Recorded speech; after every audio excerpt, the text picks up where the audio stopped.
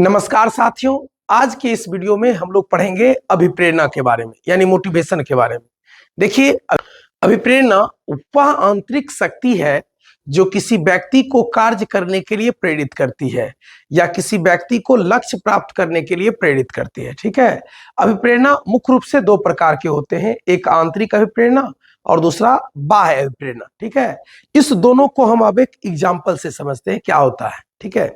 एक बच्चा डेली अपने मन से विद्यालय जाने के लिए बैग उग ले लेता है, ड्रेस व्रेस पहन लेता है, अपने मन से विद्यालय जाने के लिए एकदम तैयार रहता है। रुचि उसी घर का एक बच्चा जो विद्यालय जाने से पहले बहाना बनाना चाहता है, विद्यालय जाना नहीं चाहता है, मम्मी पापा के डर से विद्यालय जाना चाहता है, तो वह क्या है, बाह्य रूप से पीड़ित है। जगह पर एक दूसरा बालक है जो इसलिए पढ़ना चाह रहा है कि उसे नगद या भौतिक पुरस्कार मिले। जैसे एक बच्चा को कहा पिताजी कि अगर तुम 10वां अच्छे से 10वां तक पास कर जाओगे, तो 10वां पास कर जाओगे तो तुम्हें एक मोबाइल देंगे या तुम्हें एक बुलेट देंगे। तो उस बालक जो उस मैंने पुरस्कार जीतने के लिए, बुलेट या मोबाइल के लिए जो 10वां पास करना चाहता है, तो वह बालक क्या है, बाह्य रूप से अभिप्रेरित है। इसी बात को वह प्रश्न में भाषा उसके अलग अलग होते हैं। अब वहां प्रश्नों के भाषा को समझते हैं।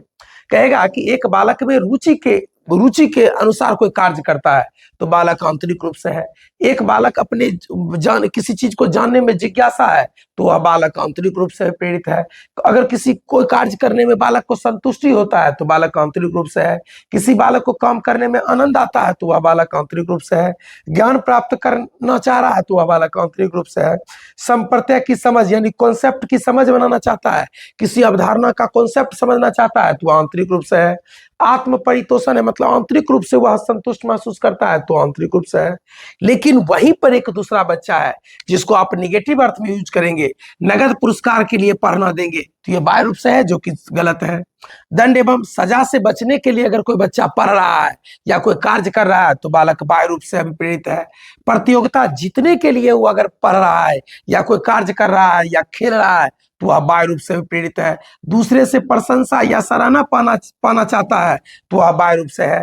विफलता से बचने के लिए पढ़ना चाहता है तो वह बाह्य रूप से है। प्रथम स्थान आना चाहता है तो वह बाह्य रूप से है।